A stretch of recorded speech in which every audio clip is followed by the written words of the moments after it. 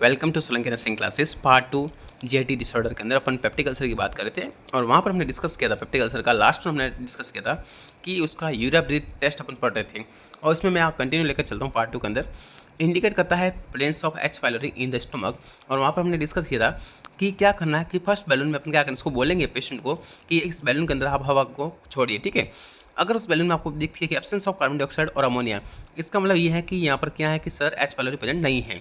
और अगर second balloon है उसको बोलेंगे भाई तेरी तू एडमिनिस्टर कर यूरिया ब्रीथ को, कहाँ पर, इस बैलून में, सेकंड बैलून में उसने ब्रीथ को छोड़ा। अगर उस बैलून में आपको प्रेजेंट मिलती है कार्बन डाइऑक्साइड और अमोनिया, ये इंडिकेट करता है कि एच पायलोरी क्या है उसमें प्रेजेंट है ब्रीथ के अंदर, और एच पायलोरी ब्रीथ के अंदर प्रेजेंट है मतलब उसको पेप्टिक अल्सर है। ये हो गया हमारा पहला टेस्ट कंप्लीट। नेक्स्ट हम बात करते हैं H pylori are also can be detected by assessing serum antibody level. हम इस एच पायलोरी को सीरम एंटीबॉडी लेवल से भी डायग्नोस कर सकते हैं ब्लड के अंदर, इसका मतलब। ठीक है, और दूसरा हमारा डायग्नोस टेस्ट था उसका था फिकल्ट ऑकल्ट ब्लड टेस्ट। क्या बोला? फिकल ऑकल्ट ब्लड टेस्ट करना है। कैसे करते हैं देखिए sir, placing a fecal sample on guaiac paper. एक गुएक पेपर होता है, उस पर क्या करते हैं, फिकल का सैंपल लिया जाता है इस तरीके से, और उस पर भी क्या करना है, अप्लाई करना है H2O2 हाइड्रोजन पेरोक्साइड को अप्लाई करना है। उसमें अगर आपको रिएक्शन दिखती है, ब्लू रिएक्शन प्रोड्यूस हो जाती है, अगर इसमें ब्लू रिएक्शन प्रोड्यूस हो जाती है, ठीक है, इसका मतलब क्या है कि इसका मतलब ये है कि इंडिकेट करता है कि एच पायलोरी को क्या इंडिकेट करता है, ये एच पायलोरी को इंडिकेट करता है। तो ये है सर फिकल्ट ऑकल्ट ब्लड टेस्ट। यहाँ पर एक बात आपको ध्यान देनी होगी कि जब भी अपन फिकल ऑकल्ट ब्लड टेस्ट करते हैं, उस पेशेंट को कहना है कि do not eat red meat. उसको कहना है कि रेड मीट ईट ना करे at least 3 days before sampling collection. Sampling collection से 3 दिन पहले उसको कह देना है कि भाई अब 3 दिन तू पहले क्या नहीं करना है, रेड मीट मत खाना, क्योंकि रेड मीट खाएगा उसका जो हो फिकल है, ठीक है, वो फिकस कैसा आएगा सर, उसका जो फिकल ऑकल्ट जो है वो कैसा आएगा सर, रेड कलर का दिखाई देगा। तो लोग ये समझेंगे इसमें ब्लड है, जबकि वो ब्लड होगा नहीं, वो क्या है, रेड मीट की वजह से उसका कलर रेड होगा। तो ऐसा सैंपल काम नहीं आएगा, इसलिए अपन इसको मना कर देंगे कि भाई 3 दिन क्या नहीं करना है, बिफोर सैम्पलिंग कलेक्शन 3 days क्या करना है, मीट को बंद कर देना है, रेड मीट नहीं खाना है। ओके, अब अपन बात करते हैं सर इसका लास्ट और मेजर पोर्शन जो होता है होता है मैनेजमेंट।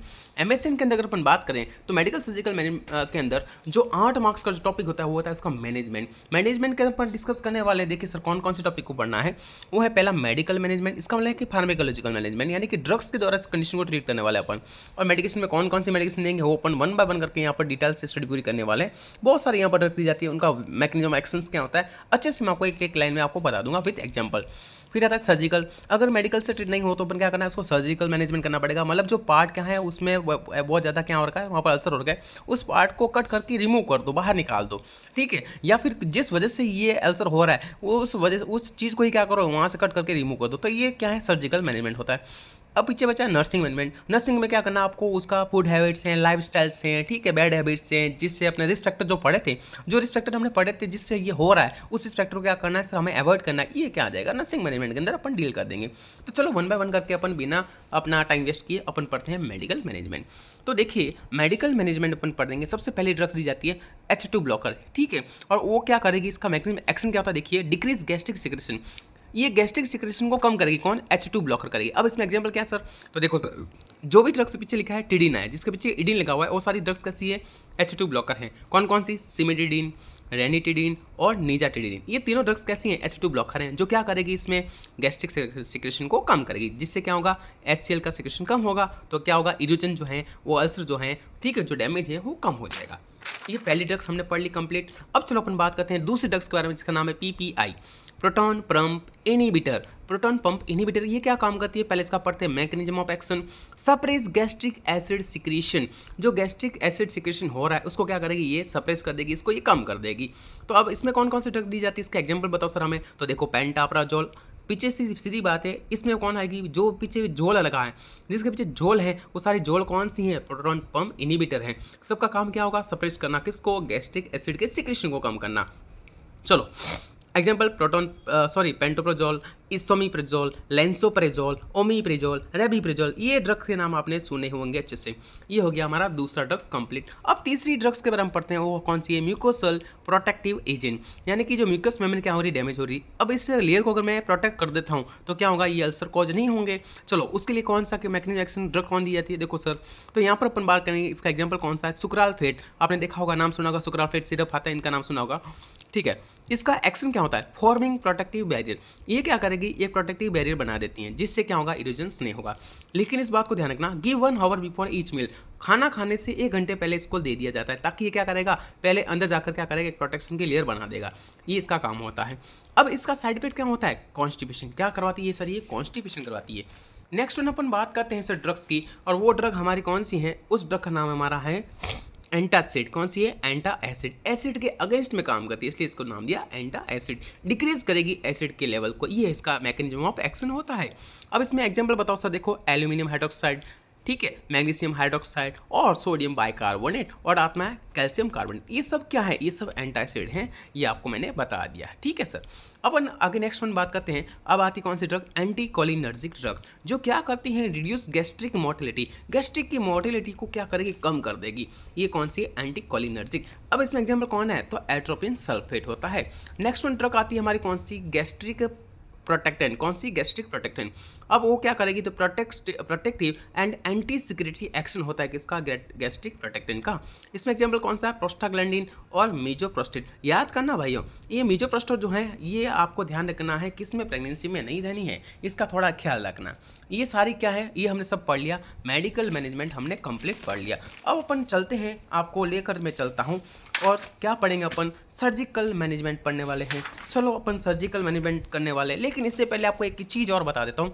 इस मेडिकल मैनेजमेंट पेप्टिक अल्सर में अलग अलग प्रकार की थेरेपी बहुत फेमस एग्जाम में पूछा जाता है। एक आती है ट्रिपल थेरेपी, एक होती है क्वाड्रिपल थेरेपी। अब सर मेरे को ये बताओ कि सर ये ट्रिपल और क्वाड्रिपल थेरेपी किससे क्या मतलब है। ट्रिपल का मतलब क्या होता है, 3 होता है ना, हाँ 3 होता है सर। देखो तो यहाँ पर क्या करना है, 2 एंटीबैक्टीरियल ड्रग्स देनी है, और साथ में क्या करना है, 1 प्रोटॉन पंप इनहिबिटर। तो 2 और 1 कितना हो गया लल्ला, 3 हो गया। तो 3 को मिलाकर क्या बोल दिया, ट्राइपल थेरेपी। ओके, ये ट्रिपल थेरेपी। तो याद करना है कि ट्रिपल थेरेपी किस में दी जाती है, पेप्टिक अल्सर में। क्या करना होता है, 2 एंटीबैक्टीरियल ड्रग को देना और 1 देनी है प्रोटॉन पंप इनहिबिटर को। ओके चलो, आप मुझे बताओ कि क्वाड्रिपल थेरेपी क्या होती है। क्वाड्रिपल मतलब क्या होता है, 4। तो सीधी सी बात है, 4 गोलियां एक साथ देनी है। अब कौन कौन सी, देखो 1 proton pump inhibitor plus 2 antibiotic plus 1 antacid, ये 4 का कॉम्बिनेशन ड्रग क्या कहलाता है, क्वाड्रिपल थेरेपी। देखो इसमें ऐड क्या किया हमने, तो इसमें 1 एंटासिड को ऐड किया है, बाकी सब सेम है। देखो ट्रिपल में क्या दिया था, 2 एंटीबायोटिक और 1 प्रोटॉन पंप इनहिबिटर, उसके साथ में 1 एंटासिड और जोड़ दूध क्या बन जाएगा, क्वाड्रिपल थेरेपी बन जाएगा। ये हो गया हमारा